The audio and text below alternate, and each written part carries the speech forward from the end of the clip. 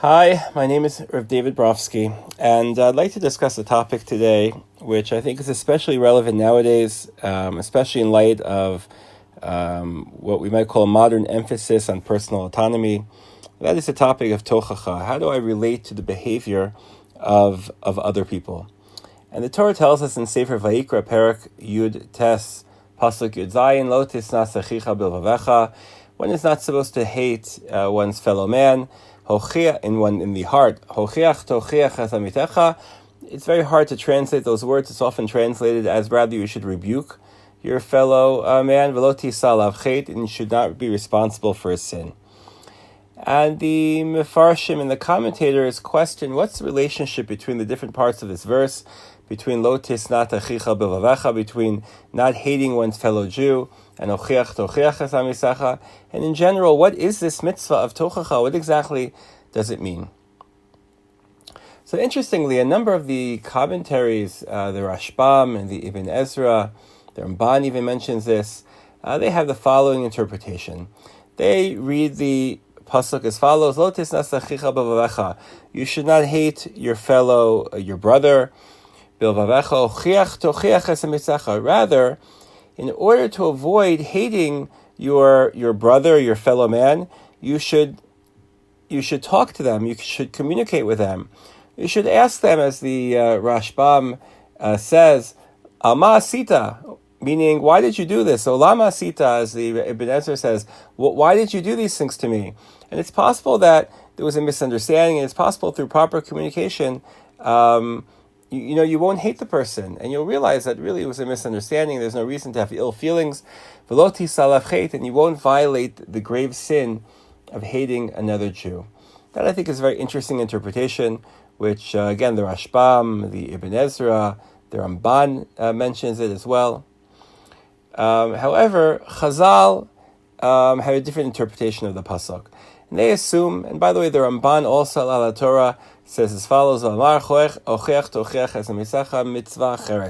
which means as follows. The beginning of the verse has one commandment, lo tisnat achicha b'vavecha, don't hate your fellow Jew, and then period. And then there's another commandment, which is ochiach tochecha es hamitecha, you should rebuke your fellow Jew, or your friend, your neighbor, v'lo tisa alav chet. What exactly does it mean to rebuke?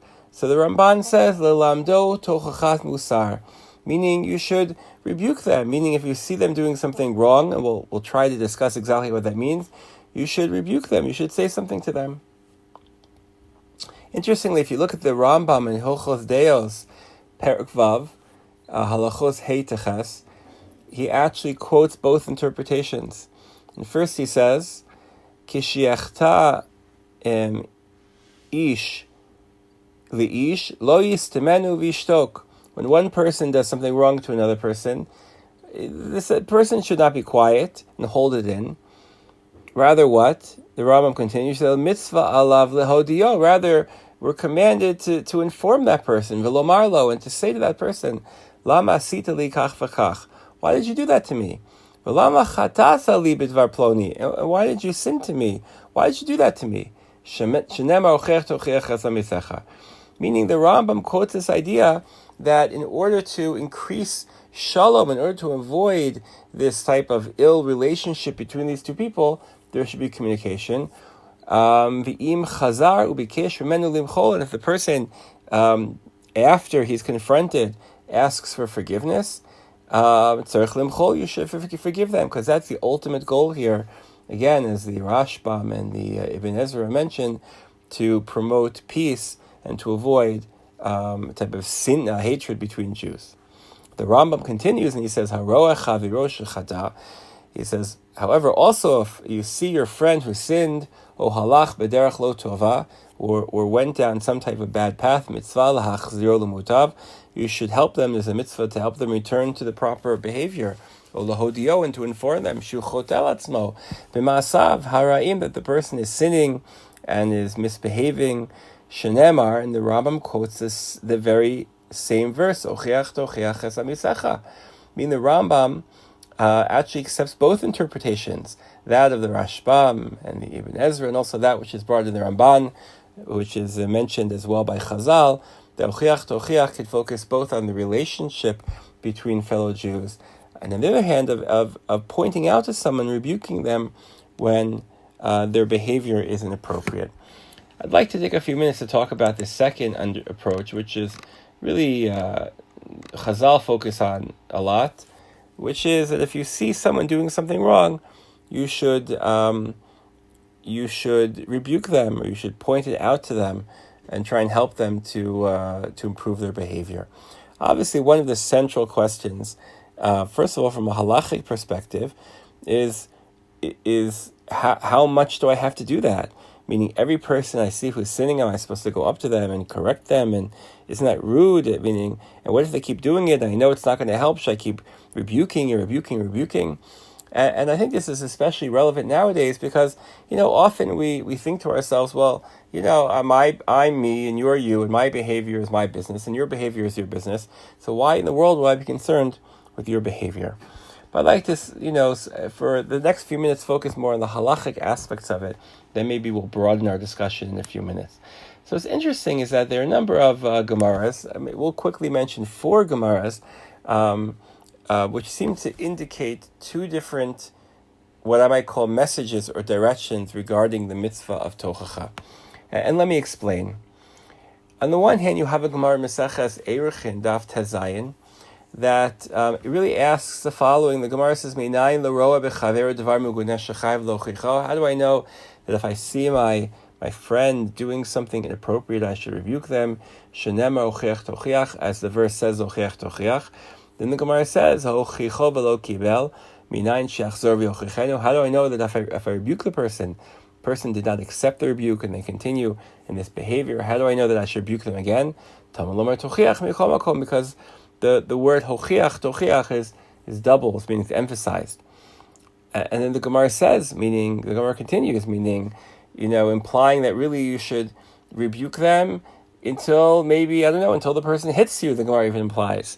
The Gemara implies that one should be relentless in one's rebuke. Now, as an aside, I'll just point out that there's a beautiful Gemara here that points out that it's not so clear that we're really so good at rebuking nowadays. And the Gemara says, Amar B'Tarfon, Tama ani mish b'dor hazesh makabel tochecha. He says, I'd be surprised if there's anyone in our generation who is good at accepting criticism. And then Rabbi Elazar ben Azariah says to me, Hani, I would be curious, I would be surprised if what? Mish b'dor hazesh yodei lochiach, if anyone's good at actually rebuking. And the truth is both are probably true, that we're not so good at accepting criticism, and we don't really know the proper method to really, help someone and to criticize them in the way that they take in the proper way. But again, this Gemara seems to imply that rebuke is something which is literally relentless. I'll give you one more example in the Gemara Meseches Shavas Daf Nun Hey. The Gemara says, Amalei Rabbi Zera Rabbi Simon lo chachin humar lahani devei rish galusa. Rabbi Zera told Rabbi Simon, who apparently worked in the house of the exilarch, lo chachin humar, that you should rebuke the people who work in the household of the exilarch. I guess they were misbehaving in some way. So Amarle, he responded, lo mekabli minai, but they won't listen to me. Amarle, afagav de lo mekabli, even though they won't listen to you, lo chachin humar, you should still rebuke them. Again, these 2 Gemaras imply that rebuke is something which should be relentless and constant. On the other hand, there are other Gemaras which seem to indicate that that's not true.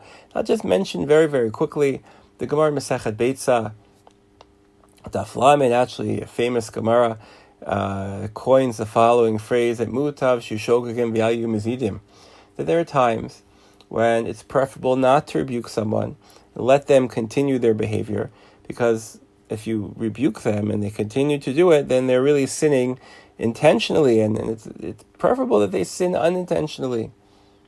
Again, implying that there are limits to rebuke. We don't always rebuke people. The Gemara discusses whether that only applies to certain types of sins and not others, but for our discussion, that's sufficient. In another Gemara, Maseches Yevamos of Samachei, it's actually a very beautiful line, where the Gemara says, Kishem shemitzvah adam lomar davar hanishma, just like one should be, there's a commandment, when it's commanded to say something when it will be heard, kach mitzvah adam shelo lomar davar she'inu nishma, when it's also commanded not to say something if people will not listen to you. Very, very interesting. And they quote a pasuk from Sefer Mishlei, Al tochachlet pen yisnacha hochach lachacham v'yaveka, which means don't rebuke the clown or the cynical one, because he'll hate you. Hochach lachacham, rather you should save your rebuke for the wise person, v'yaveka, and the wise person will love you for the rebuke that you give him. In any case, we're left at a certain impasse where we're not really sure what this mitzvah of Tochecha is really about, and whether it's something which is relentless, or whether it's something that has exceptions. Now, we don't really have a lot of time, so I'm going to quickly mention a few ideas related to Tochecha that might help us, if we had more time, explore the ideas of Tochecha. What is the reason for Tochecha? I mean, why would I rebuke someone, or what am I trying to accomplish? So one idea is clearly that I really care for my fellow man, and I want them to behave better. Kol Yisrael Arevim Zeh B'zeh. And therefore, if I see someone doing something wrong, I should say something to them.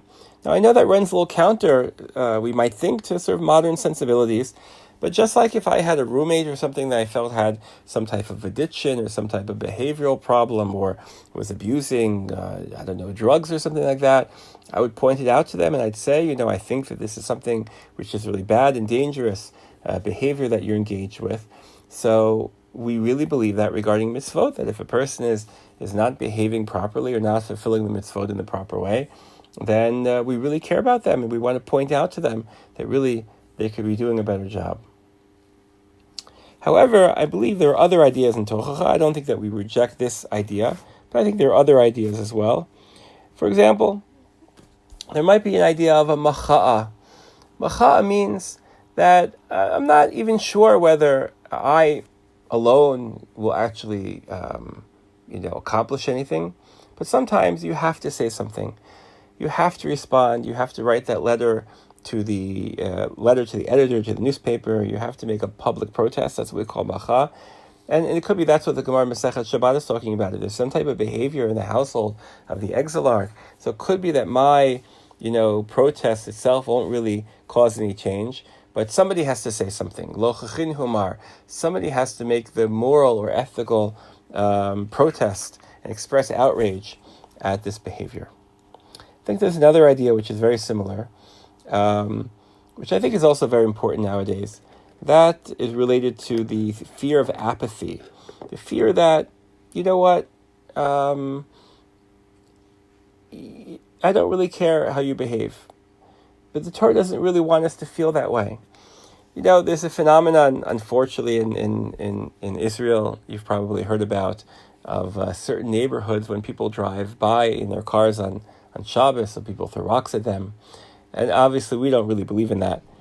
However, the question is, if I see someone driving, or a Jewish person driving on Shabbos, so I don't want to throw a rock at them, chas v'shalom, but does it bother me? Am I somewhat troubled that Jewish people are Mechal Shabbos? Or no, I'm totally apathetic, like I don't really care at all. And I don't think the Torah wants us to have apathy, doesn't want us to be apathetic. The Torah wants us to respond, because responding shows that we care, that it somehow moves us. It could be that one of the ideas of Tochecha is not just to help the other person improve their behavior because we care so much about them, Kol Yisrael Arevim Zeh B'zeh, and not just that there should be some type of public protest, but also on a very personal level. It's inconceivable that I see something happening, whether it be something that's immoral, or people are starving somewhere, or there's violence, or whatever it is, and I don't respond. And therefore the Torah commands us, Tochecha, that you're supposed to respond, and you're supposed to protest, and you're supposed to be mocha, because it's inconceivable that a Jewish person sees such behavior and is silent. Obviously, there's a way to behave, and there's a way to rebuke people, and it's possible that at times it's inappropriate to, as the Gemara alludes to, and it's certainly a large discussion among the Rishonim and the Achronim, but at least fundamentally the idea is that at some level we're commanded to respond. I'm going to stop here. I hope that at least I gave you a little bit of food for thought, to think a little bit about the way that we relate to behavior that we see other people doing, other nations or friends or classmates or etc. And on the one hand, we certainly respect people's personal autonomy. On the other hand, it pains us to see such behavior sometimes, and certainly at a societal level. And therefore, we have to choose. We have to receive guidance in terms of what the proper response is. Wishing everyone a Shavua Tov, and as we say here in Israel, Chorif Tov, and a good winter.